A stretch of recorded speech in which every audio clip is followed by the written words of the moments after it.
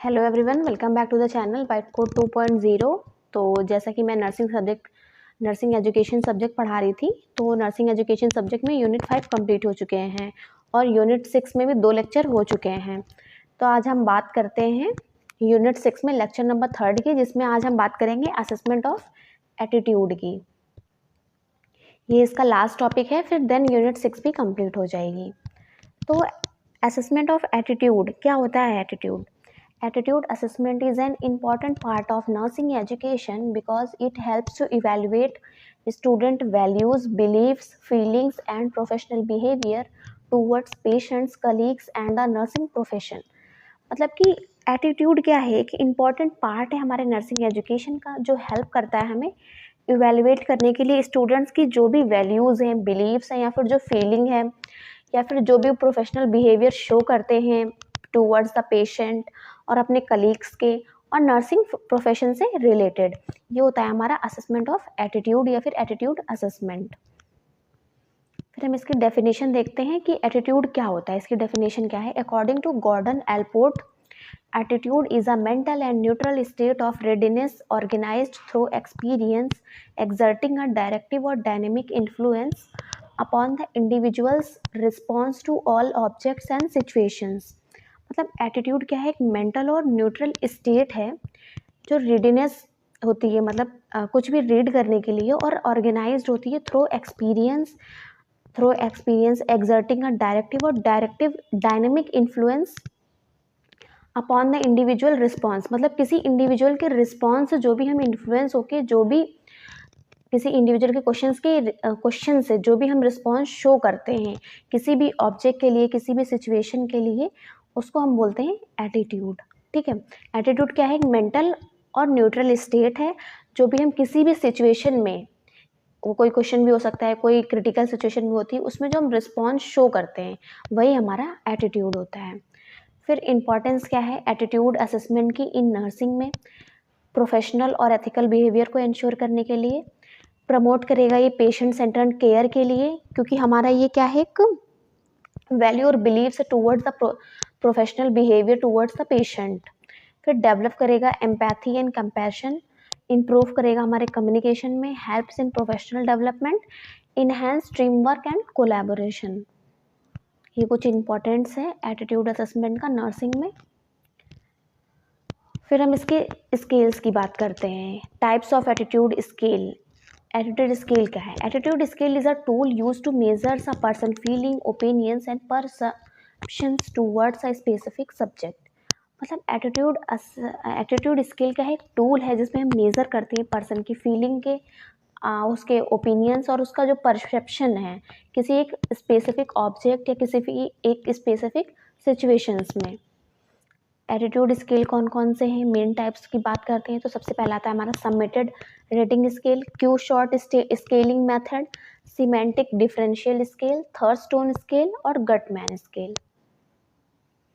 तो क्लासिफिकेशन है attitude scales can be classified into self report scale, students खुद ही अपना एटीट्यूड को एक्सप्रेस करते हैं। ऑब्जर्वर रेटिंग स्केल, जिसमें टीचर्स और इवेलुएट करते हैं बिहेवियर को। और स्टैंडर्डाइज और नॉन स्टैंडर्डाइज स्केल्स, स्टैंडर्डाइज और नॉन स्टैंडर्डाइज स्केल्स हैं जो हम आगे पढ़ेंगे, जिसमें पहला आता है हमारा सबमिटेड रेटिंग स्केल, जिसको हम लाइकर्ट स्केल भी कहते हैं। लाइकर्ट स्केल को किसने डेवलप किया था? फ्रांसिस लाइकर्ट ने। क्या होता है Likert scale?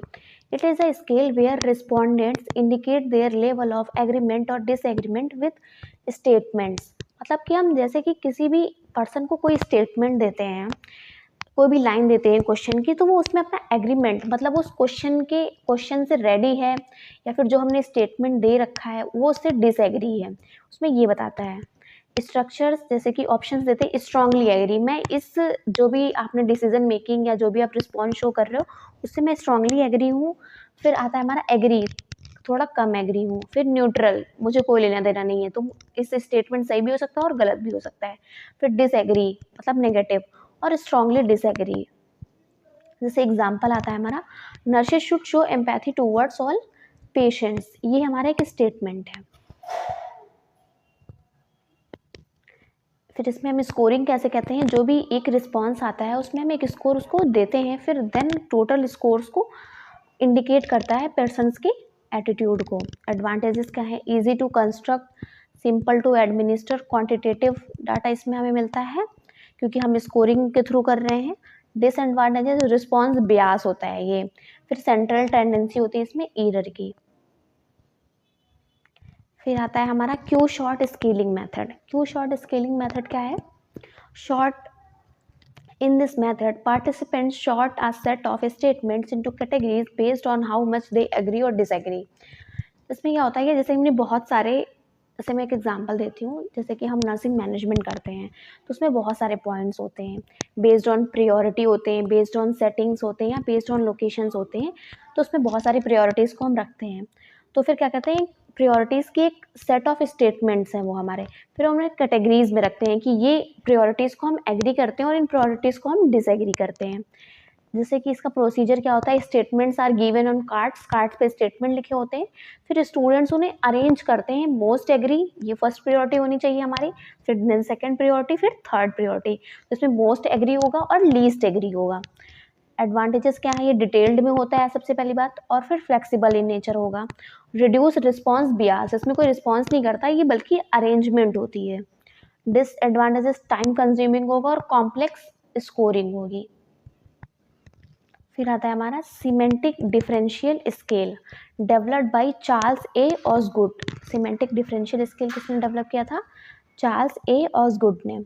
This scale measures attitude by asking response to rate concepts between two opposite adjectives.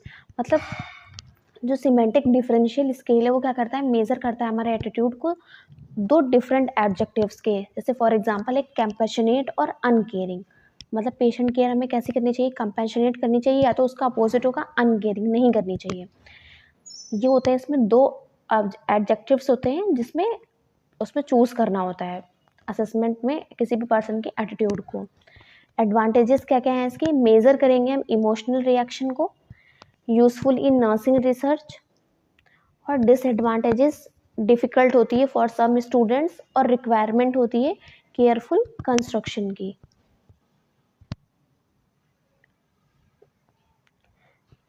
फिर आता है हमारा Guttman scale. Statements are arranged in increasing order of intensity. इसमें जो भी स्टेटमेंट्स हैं उसे हम अरेंज करते हैं इंक्रीजिंग ऑर्डर ऑफ इंटेंसिटी में। फिर इसके एडवांटेजेस क्या है? Measures cumulative attitude. Cumulative attitude का मतलब होता है, क्यूमुलेटिव मतलब किसी भी पर्सन का ओवरऑल एटीट्यूड देखते हैं हम उसका। और डिसएडवांटेजेस, डिफिकल्ट टू कंस्ट्रक्ट। फिर नेक्स्ट हमारा है guidelines for developing attitude scale. तो सबसे पहले किसी भी एटीट्यूड स्किल को डेवलप करने के लिए कौन कौन सी गाइडलाइंस है? सबसे पहले हम बात करते हैं define the objective clearly, identify the area of attitude. मतलब हम पहले ऑब्जेक्टिव्स को अपने क्लैरिफाई करेंगे, फिर हम आइडेंटिफाई करेंगे एरिया, क्योंकि हमें कहाँ एटीट्यूड स्केल यूज़ करना है या फिर कहाँ मेज़र करना है या कहाँ देखना है। फिर हम प्रिपेयर करेंगे, क्लियर एंड सिंपल स्टेटमेंट्स होने चाहिए, क्योंकि जो लर्नर्स हैं या जिनका हम एटीट्यूड स्केल असेस करने जा रहे हैं उन्हें समझ आना चाहिए। अवॉइड करना चाहिए ambiguity, use both positive and negative statements, pilot testing of scale, और इंश्योर करना चाहिए रिलायबिलिटी और वैलिडिटी जो भी हमने स्टेटमेंट्स दे रखे हैं। फिर uses of attitude assessment in nursing के अंदर क्या यूज़ है एटीट्यूड असेसमेंट का? एम्पैथी और कम्युनिकेशन को इवैल्यूएट करने के लिए और असेस करने के लिए एथिकल एंड प्रोफेशनल वैल्यूज़ को मेज़र करते हैं हम इसमें पेशेंट सेंटर्ड अप्रोच को, helps in counselling and guidance, improves quality of care. फिर नेक्स्ट है हमारा assessment test for higher learning. कौन कौन से असेसमेंट टेस्ट हैं जो हायर लर्निंग में हम यूज़ करते हैं? Assessment for higher learning focuses on evaluating students higher order cognitive abilities such as analysis, interpretation, critical thinking, clinical reasoning and decision making. जो असेसमेंट टेस्ट है हमारा हायर लर्निंग के लिए बेसिकली हम यूज़ करते हैं क्लिनिकल सेटिंग में, किसी भी चीज़ का इंटरप्रिटेशन करने के लिए, जैसे एबीजी का इंटरप्रिटेशन करने के लिए, ईसीजी का इंटरप्रिटेशन करने के लिए। क्रिटिकल थिंकिंग हम यूज़ करते हैं आईसीयू के पेशेंट्स में या इमरजेंसी के पेशेंट्स में। फिर clinical reasoning and decision making, clinical setting में केसेस को कैसे हैंडल करना है, इसमें हमारा यूज़ होता है assessment test for higher learning. Need क्या क्या है इसकी, वही प्रमोट करेगा need for assessment of higher learning की नीड क्या है हमें।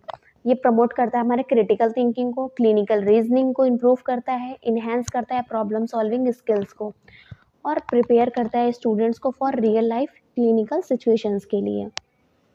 एनकरेजेस एविडेंस बेस्ड प्रैक्टिस, ये हाँ एनकरेज करता है किस चीज़ के लिए, हमें एविडेंस बेस्ड प्रैक्टिस के लिए।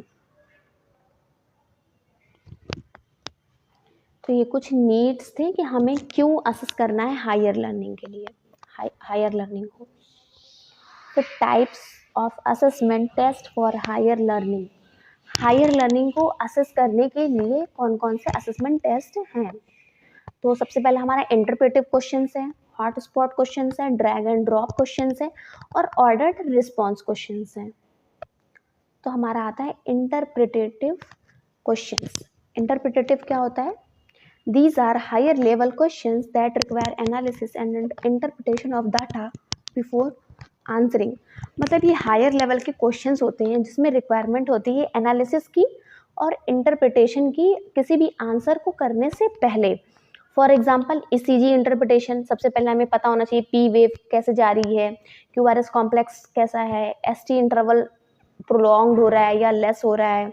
फिर lab value analysis, case based nursing management, characteristics क्या होगा, ये हमारा यूज़ होता है कहाँ कहाँ, केस और सिनेरियो बेस्ड में।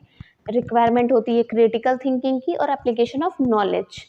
अगर आपको नॉलेज नहीं होगी तो आप किसी भी डाटा को क्या कर सकते हैं, इंटरप्रेट नहीं कर सकते हैं।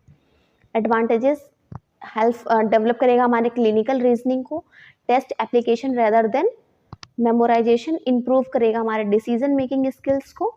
डिसएडवांटेजेस, टाइम कंज्यूमिंग और प्रिपेयर करने के लिए, और रिक्वायर चाहिए हमें higher level thinking ability. Hotspot question, hotspot questions require students to identify और select a specific area in an image, diagram और बॉडी पार्ट। मतलब हॉटस्पॉट क्वेश्चंस क्या होते हैं, मतलब इसमें क्या होता है कि स्टूडेंट्स को एक स्पेसिफिक एरिया दे दिया जाता है या फिर कोई इमेज दे दिया जाता है और फिर वो डायग्राम दे दिया जाता है, फिर उनसे उसका आंसर पूछा जाता है। In this type students click और mark the correct location on a figure और इमेज है। जैसे एग्जांपल्स, आइडेंटिफाई इंजेक्शन साइट, जैसे कि ग्लूटियल मसल्स में देते हैं हम, डेल्टॉइड मसल्स में देते हैं, तो एग्जैक्ट लोकेशन क्या होगी ये हम आइडेंटिफाई करने के लिए देते हैं। फिर मार्क प्रेशर अल्सर स्टेज, जैसे प्रेशर अल्सर स्टेजेस होती हैं जिसमें 4 होती हैं। फिर local heart valve auscultation area, कि मतलब हार्ट को ऑस्कल्टेट करने के लिए कौन सा स्पेसिफिक एरिया है जहाँ पर हम ऑस्कल्टेट करते हैं स्टेथोस्कोप से। तो ये हमारे हॉटस्पॉट क्वेश्चंस। एडवांटेजेस क्या है, इसमें हम एनाटॉमिकल और क्लिनिकल नॉलेज को असेस करेंगे। इसमें यूजफुल है, interactive and visual in nature होता है ये, useful in nursing skill evaluation. फिर डिसएडवांटेजेस क्या है, इसमें टेक्नोलॉजी की रिक्वायरमेंट होगी और लिमिटेड होता है ये ट्रेडिशनल एग्जाम्स में। ड्रैग एंड ड्रॉप क्वेश्चन क्या होता है, these are interactive questions that assess understanding through matching और कैटेगराइजेशन। ड्रैग एंड ड्रॉप जैसे कि हम लोग पहले पढ़ते थे मैच द फॉलोइंग, वो ऐसे ही क्वेश्चंस होते हैं। जैसे match drugs with action, example अगर देखें कोई ड्रग का नाम दिया और उसका फिर एक्शन क्या होता है उससे उसका मैच करना है। फिर मैच करना है सिम्टम्स को किसी डिजीज से और आइडेंटिफाई करना है नर्सिंग डायग्नोसिस को। एडवांटेजेस, इंगेजिंग एंड इंटरैक्टिव होती है ये, रिड्यूस गेसिंग, इसमें गेस नहीं कर सकते, assess application of the knowledge. Disadvantages, needs computer based testing, preparation जो होती है बहुत कॉम्प्लेक्स होती है। फिर आता है हमारा ऑर्डर्ड रिस्पॉन्स क्वेश्चंस, क्या होता है, these questions assess logical sequencing and procedural knowledge. मतलब कि ऑर्डर्ड रिस्पॉन्स क्वेश्चंस में जैसे कि हम CPR के स्टेप्स होते हैं या किसी भी प्रोसीजर के स्टेप्स होते हैं, तो उसको हम डिसअरेंज में दे देते हैं, फिर स्टूडेंट उसको क्या करते हैं, अरेंज या फिर एक लॉजिकल मैनर में अरेंज करते हैं। For example steps of CPR nursing process में सबसे पहले असेसमेंट आता है, फिर डायग्नोसिस आती है, फिर गोल आता है, फिर प्लानिंग और इम्प्लीमेंटेशन और इवेल्युएशन, फिर मैनेजमेंट ऑफ इमरजेंसी।